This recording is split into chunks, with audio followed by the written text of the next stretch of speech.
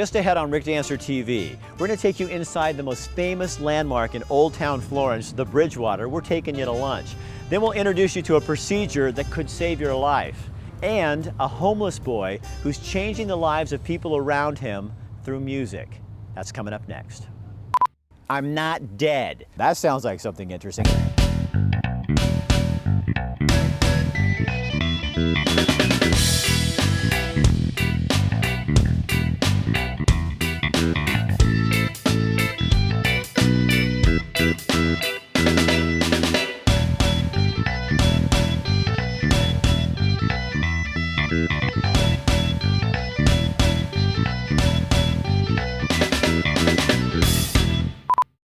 But good to see you. Good to see Rick you. Dancer's. Rich Locust. I just came here from. I think they have a name for 14 that. feet long. Today we're in Florence. We're at the Bridgewater Fish House. You got to try their food. We're going to go in here and meet the owners right now. Hi. This is Christine Duell, and she and her husband Leo own the Bridgewater restaurant. Yes. And tell me a little bit about, you guys bought this how many years ago? 2008.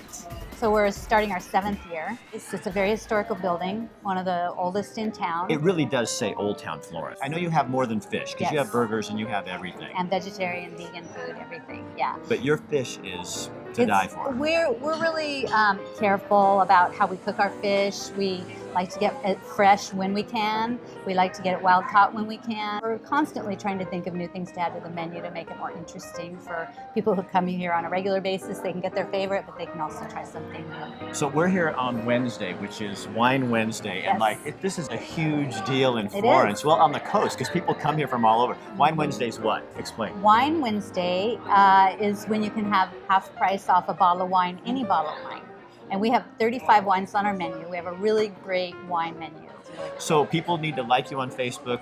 You have specials and things on that you put on Facebook. We do, and Facebook, we have a weekly drawing. So we offer some kind of a special thing, whether it's meals or some of our coffee mugs. I think you're a smart marketer. I like what you do here. I think you guys. So we're going to introduce you a little bit later to the Zebra Bar. We'll explain the stripes. Yeah. And we're also going to show you their signature salad, but I'm not going to tell you any more about it because you'll just have to stay tuned so you It's can gonna find be a out more about surprise. it. Yeah.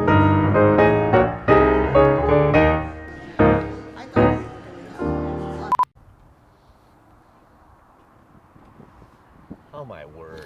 Rick Dancer! Boomer. How are Nice. Yeah. Wow. It's an amazing time to come to Sea Lion Caves. We have the pups and the moms back in the cave now, in the hundreds. Today we have about 250 in the cave, and with lots out surfing in the ocean. It's a beautiful day, and it's always like this in Florence. So you keep it that way, right? Yes, we do. So it can rain anywhere else in the state, and Florence is nice. Right, we have such wonderful people. They bring this wonderful weather with them when they come visit. Now you know what they say about lion, right? No, sea lion. Oh, see? Oh, he's good. Very punny. So, one last question. Boomer, where'd you get that name?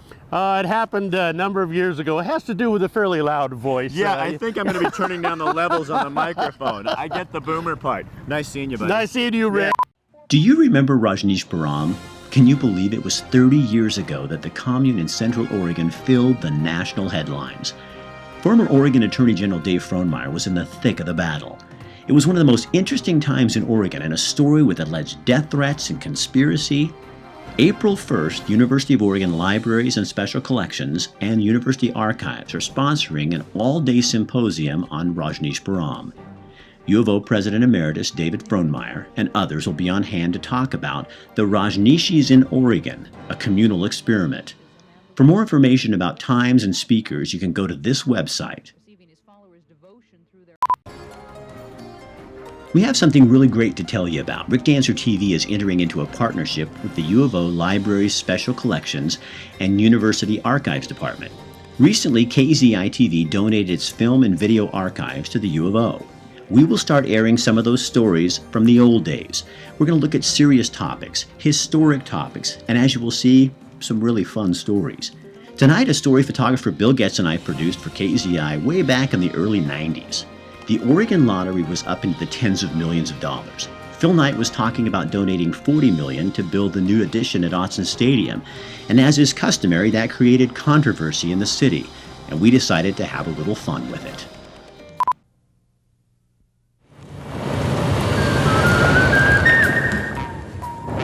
what I'm looking for. I want the biggest limo you've got, and I want to buy it. How much? The 34-foot one here is the biggest one around. It's $80,000. Does that come with a driver? For $80,000, you can have the driver. Okay, sold.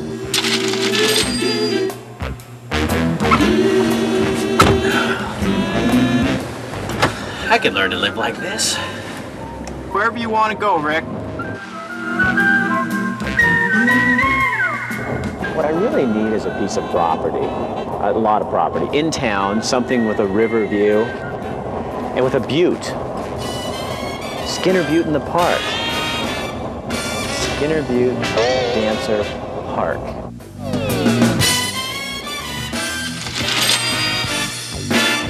What I really need is a historic piece of property, an old house.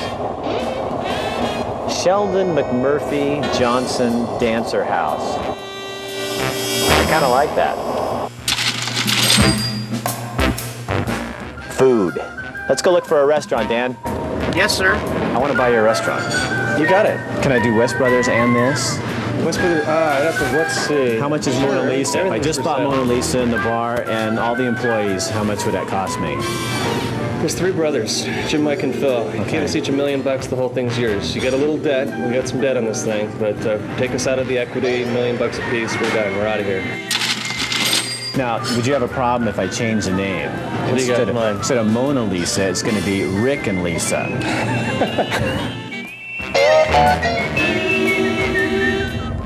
I need a house. I need a big house. Something really big.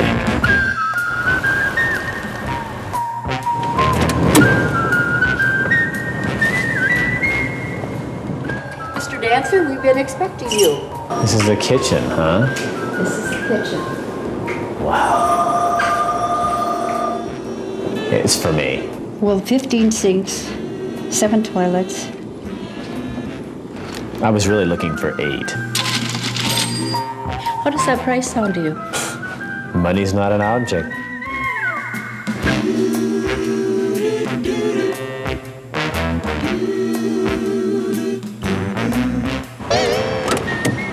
We're here, Mr. Dancer.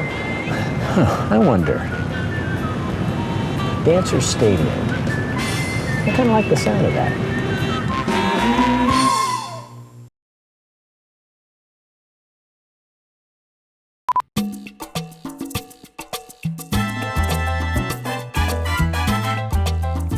Welcome to the Zebra Bar. This is the most fun part.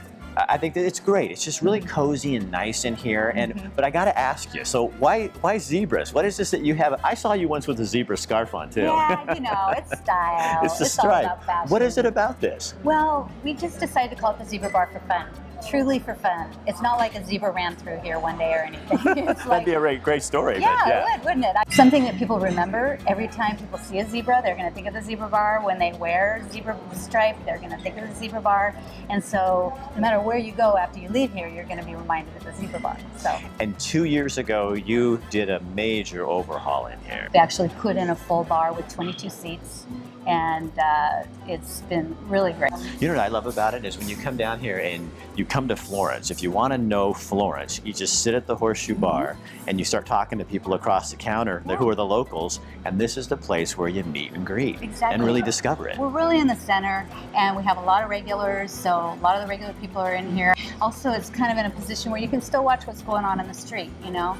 It's kind of private, but at the same time, you can be in touch with what's going on, so. Well, I like it. Well, good. You're not just horsing around, it's a zebra. That's right. You know? There are a ton of things to do when you're in Florence recreationally. A lot of lakes in the area, so you can go paddleboarding and you can go kayaking. You know, years ago, hey, this is Eric Leitch, C&M Stables, right? Oh, yes, And hello. you guys are the new owners, is that Yes, right? yes. So tell me about the stables and what you guys are doing now. It's been a long time since I've been there. Well, here's a perfect example. Today we have riders out on the beach. It was 68 degrees when I left to come on in to have lunch. Man. I understand it's a little cooler over in the valley. Slightly. We have about 50 horses there altogether. Some of them are boarders, but 40 of them are ours. And we do trail rides and beach rides. And you guys are about 3 miles this side of the Sea Lion Caves. Right. Yeah, we're about 8 miles north of Florence. We're just inland from the beach. And Why did you buy? You used to be in the Navy. You were a rocket scientist at one time. You did some work in missiles. What brings a guy like you to Florence, Oregon to do horses? It's intriguing. I've spent my entire career in the technology field. This is about as far from it as you can get, and it's delightful.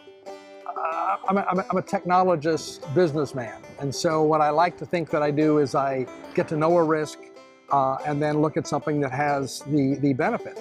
And so I look not only for financial benefit, but for life benefit. I want to do something that's interesting. And this certainly appeared to be interesting, and it's turned out to be very much interesting. Did it surprise you how interesting? It surprised me how involved I have become. I thought this was going to be more arm's length than it has turned out to be. I'm certainly enjoying it. Oregon Supported Living Program does some amazing things for people. A lot of times we hear names of organizations and nonprofits and we really don't understand what they do. OSLP works with people with disabilities, and you're going to be especially surprised with what they're doing in the arts and culture community.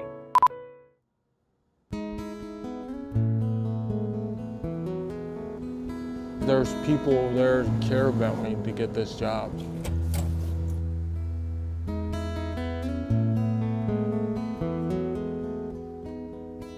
Hey, how's it going? Good, how are you? I'm going to work right now. All right.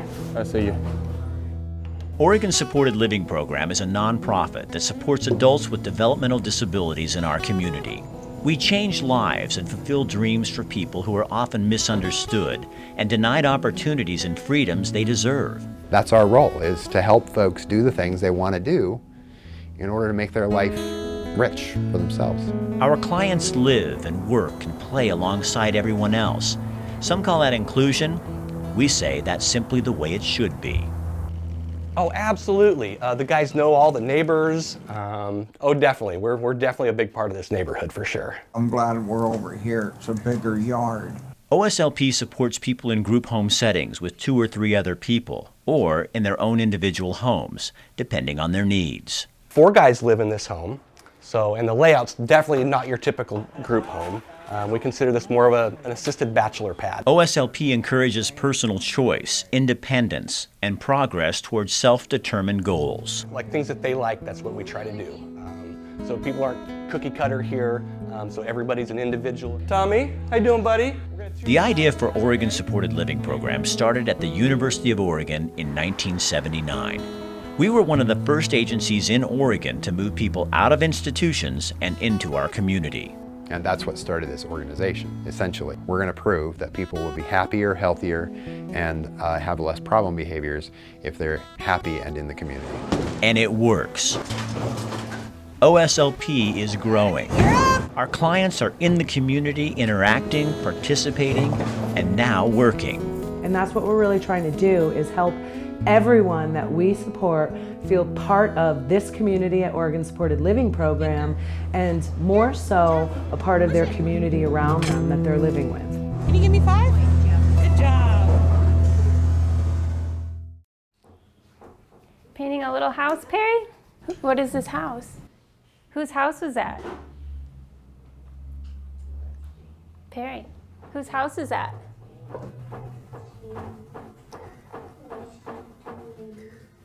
Maybe for your health. Community is emphasized in everything we do.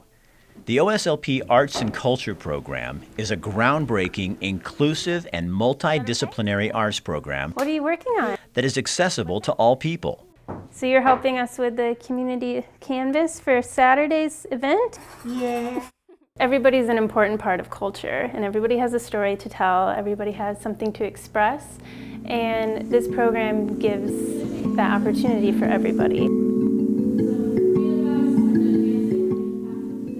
Expression is something that connects us to other people, and our program is stretching not only the imagination of those we support, That's a good spin, Perry. but the arts community in general. The arts provide a universal language that can bridge the gap caused by differences. And Oregon Supported Living Program provides a variety of art programs, including music, painting, and dance. That's the great thing of us doing performances, of us having a gallery, is people who maybe had preconceived notions come into this space and are so touched by the artwork they see, so impressed by it.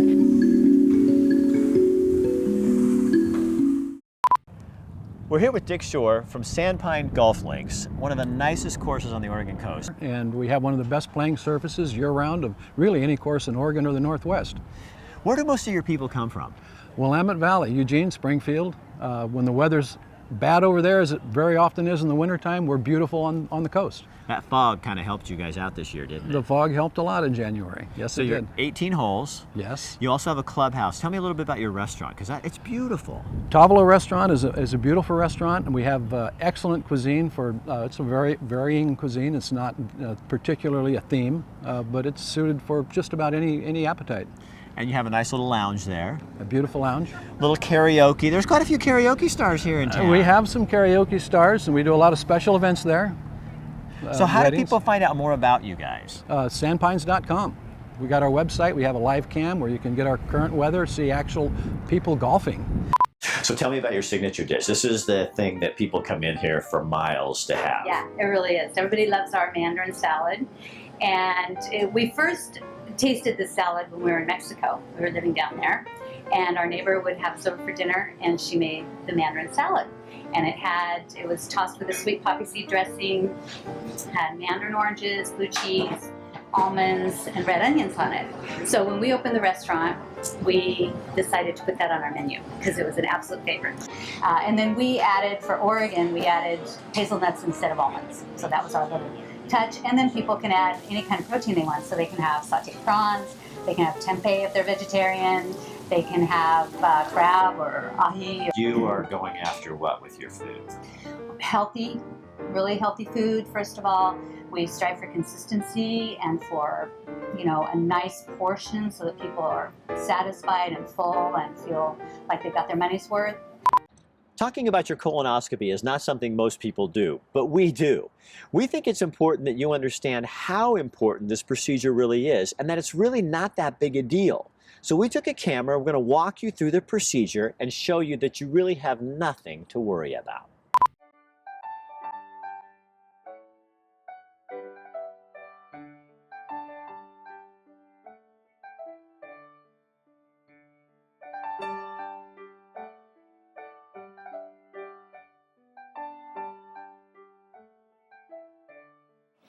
Good afternoon, Rick. Good seeing you. Hello, Lou. Yeah. How you doing? Yeah, I'm doing okay. How are you doing? I'm doing all right. A colonoscopy is not one of the aspects of turning 50 most of us get all that excited about.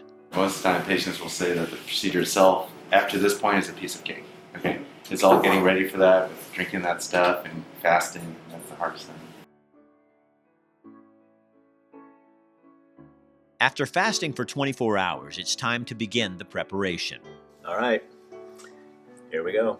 There's a whole day you have to drink liquids, and then you have to drink some substance that will actually purge the bowels. We need all of that material out of your colon for us to get a good look. So I think there's a lot of people who hesitate for that reason alone. We're not going to show you the rest of this part. We'll catch up with you tomorrow at the clinic. You check in, have you, of course, change into a gown. They'll start an IV for us to give you IV fluids and also give you sedation. And then you're taken into a special room, which is where the procedure is. Yeah, how far in do you go? We want to go all the way to the beginning of the colon, which is where your appendix lives. So it's about, if you talk distance, about 5 or 6 feet, depending how you measure it. Once the doctor administers the sedative, I didn't feel or remember a thing. The resolution on this scope is very good. We can see polyps just 1 or 2 millimeters in size, which if you look on a ruler, it's pretty small. So we have to actually go from the anus, advance it sort of up the tunnel, if you will, to get to the way over here, which is what we call the cecum, or the beginning of the colon. 5 to 8% of Americans will be diagnosed with colon cancer in their lifetime. That's about 1 in 15 people. We slowly come out, look at all the walls of the colon, if you will, look at all the all the surface area. We're looking for polyps, which are little growths of tissue. They look like warts almost. They could be potentially precancerous growths. and we look for anything that might be abnormal. Colon cancer is one of the only cancers that the death rate is actually dropping. Colon cancer is also one of the only cancers you can prevent with this type of procedure. Which is pretty astounding if you think about it, and pretty exciting. But people don't recognize that that's, what's the price of that sort of assurance in that process? Well, the price is drinking some stuff, going to the bathroom, being on a liquid diet, and going through a colonoscopy once every 10 years or so. That's not that big a deal. Still, of the people who should be getting screened with a colonoscopy, only about 50% are actually doing so. And I think part of that is the privacy issue. Like, okay, it's not in private, in polite company, you don't mention anything about anuses or rectums or colons or bowels or prostate or... The experts at Eugene Gastroenterology Consultants are trying to demystify the colonoscopy with some creative, innovative, and sometimes humorous public education campaigns. As I mentioned, sort of puritanical view of, oh, you know, let's not talk about that.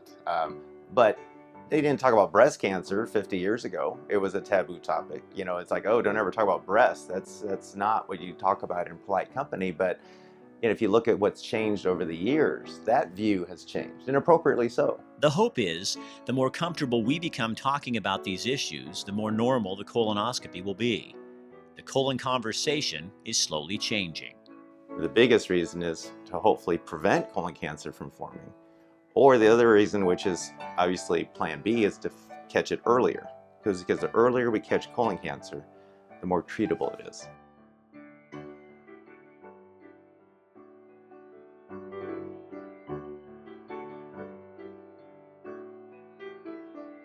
If you want to find out what's going on in Florence, you go to the Florence Chamber. If you want to find the Florence Executive Director of the Chamber and you're in Old Town, you go to Gazebo Park. Hi, Rick. How you doing? It's really good to see you. I want to talk a little bit about, because rodeo days are just around the corner. Absolutely. You guys need to be planning if you're going to come down here. So tell me what we can expect this year.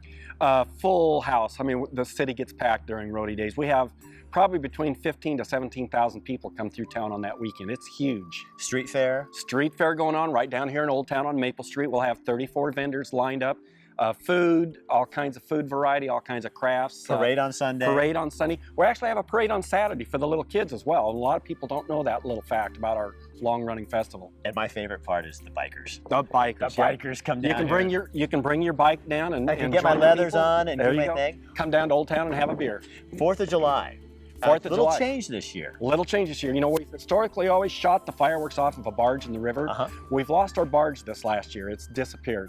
So what the Port of Sayula has taken on the challenge of doing our fireworks display, and they're actually going to be placing the fireworks on the dredge spoils at the eastern end of their property. So they'll still come up over the water and it'll still be a spectacular show, just won't be out off the water this year. Do I have to change my place where I watch them? No, it'll pretty much be the same location as usual.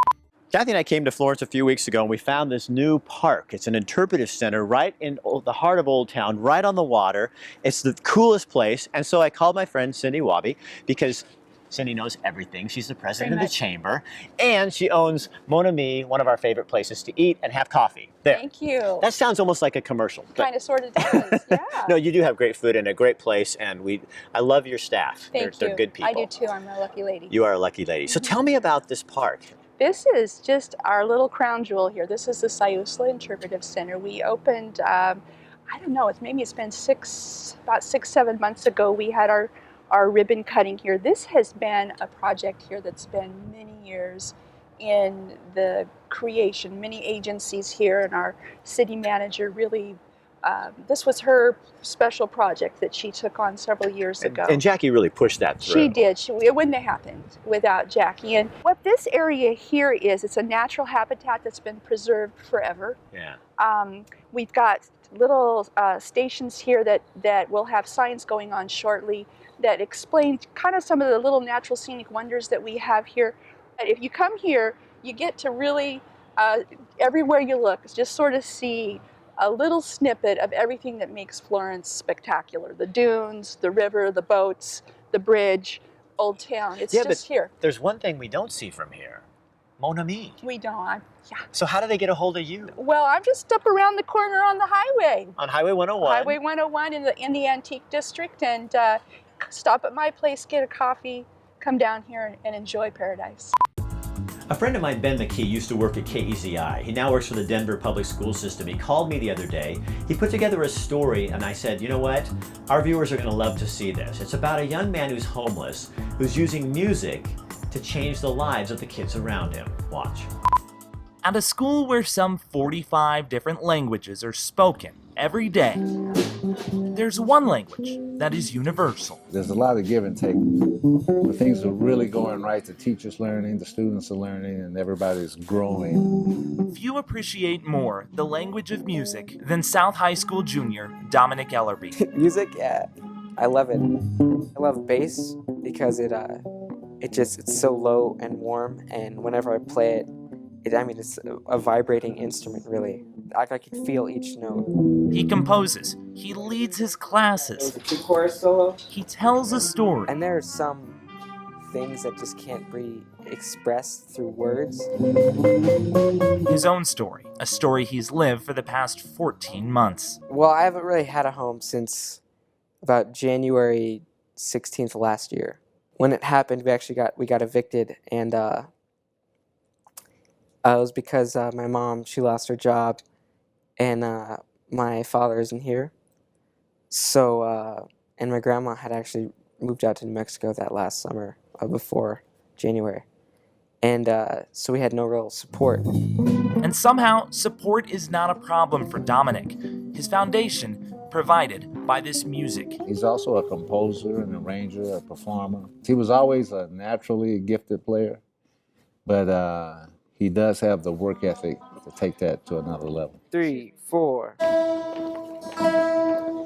A level where he's not only teaching freshmen how to play guitar, good job, guys. He's a master of music theory.